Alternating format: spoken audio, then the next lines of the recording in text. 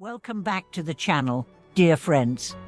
It's always a blessing to gather with you in this space where we explore the depths of the spiritual journey, not the version that's polished for social media, but the raw, honest, and often uncomfortable truths that truly led us toward awakening. Thank you for taking the time to be here. If you're new, welcome to a community that values sincerity over status, truth over titles, and inner transformation over outward display. Today we dive into a warning that is as piercing as it is necessary. It comes from the words of a deeply revered master who once said, "The gates of hell are crowded with monks and spiritual leaders." At first, this may sound shocking, even offensive, but beneath its surface lies a truth so profound that ignoring it would mean risking the very soul of our practice. Because what this master points to is not the failure of religion, but the danger of spiritual self-deception. What does it mean to deceive oneself on the path? How can someone dedicate their life to the teachings and still fall deeper into delusion? Why is it that the very robes, chants, and sacred appearances meant to symbolize liberation can become the very chains that bind us? These are the questions we must ask, not to judge others, but to examine ourselves. Let's begin with a truth that may be difficult to accept. Being on the path does not mean you are free from ego. In fact, for many people, the path becomes the ego's most clever disguise. Instead of chasing wealth or fame, the ego begins chasing purity, enlightenment, recognition within spiritual communities. It swaps material trophies for spiritual ones.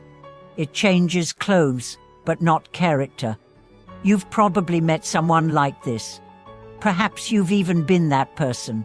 Someone who knows all the teachings, can recite texts fluently, carries prayer beads, bows often, and speaks of compassion and mindfulness, yet is filled with arrogance, harshness, and hidden desires.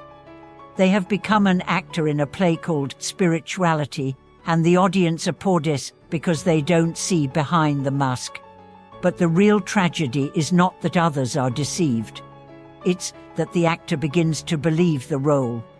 This is spiritual self-deception, the belief that because we look the part, we are the part.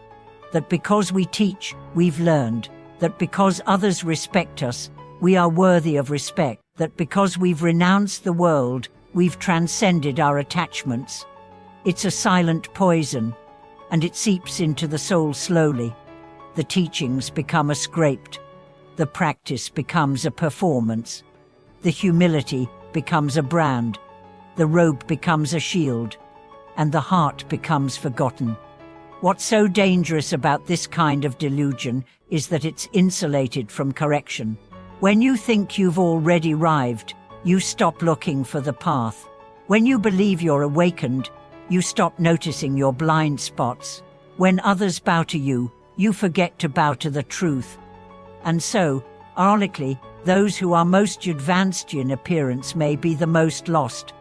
This is what the Master meant, that many who stand at the gates of religious authority, those with titles, robes, followers may find themselves far from liberation, not because they didn't practice, but because they stopped being honest.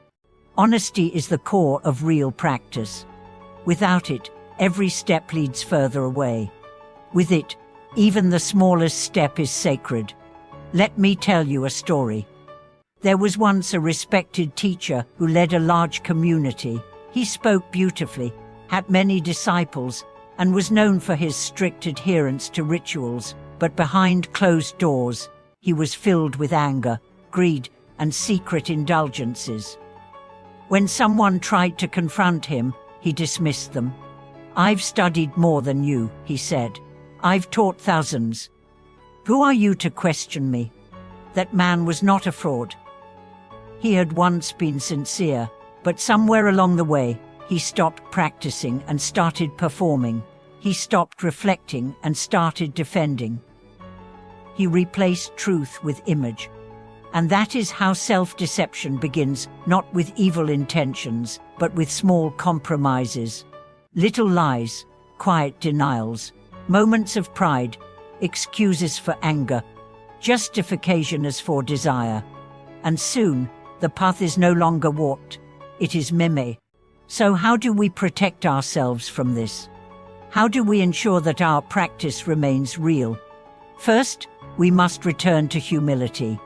Humility doesn't mean thinking less of yourself. It means thinking of yourself less. It means staying open to correction, to feedback, to the possibility that you're wrong. It means asking not, how do I appear, but who am I when no one is watching? Second, we must stay grounded in self-inquiry. This means daily reflection, daily examination of our motives, daily questions like, am I acting from truth or from pride? Am I serving the teaching or my image? Am I here to awaken or to be admired? These questions are uncomfortable, but they are necessary, because they cut through illusion. Third, we must surround ourselves with truth-tellers, not just admirers, but people who challenge us, who see through us, who aren't afraid to say, you're not living your words. This is rare, but precious, because in the echo chamber of praise, truth dies.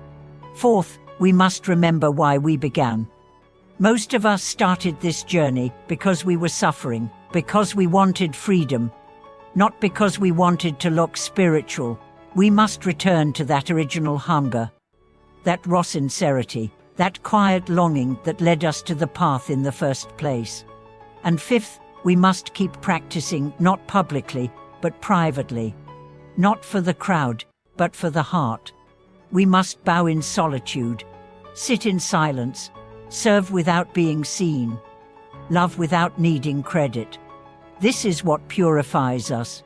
Not the robe, not the chants, not the rituals, but the invisible sincerity of the heart. Now, let's talk about responsibility. If you are in a position of influence, a teacher, a leader, even a senior student, your responsibility is greater, because people will project holiness onto you. They will see you as a guide, and it becomes tempting to live up to that image, rather than live from your truth. Resist that temptation. Tell the truth. If you struggle, say so. If you're unsure, admit it. If you fail, confess it. Because your students don't need your perfection. They need your honesty. They don't need a god. They need a fellow traveler. They don't need performance. They need presence. Let us remember the path is not about climbing a hierarchy. It's about dissolving the self, not becoming special, but becoming free. And freedom cannot be fey. It cannot be bought. It cannot be inherited. It must be lived. It must be chosen again and again and again. So if you find yourself drifting into self-deception, don't panic. Don't shame yourself. Just return. Return to breath. Return to truth. Return to the humility that began your journey. And know that every moment of honesty is a sacred act. Thank you for walking this path with me today. I hope this reflection challenged you, encouraged you, called you deeper. If it did, I'd love to hear from you. Share your thoughts in the comments. Let's grow together, not in numbers, but in truth. Please like this video, subscribe to the channel, and turn on notifications so we can continue this journey together. And always remember, truth is not something we teach. It's something we live. Thank you for watching this video.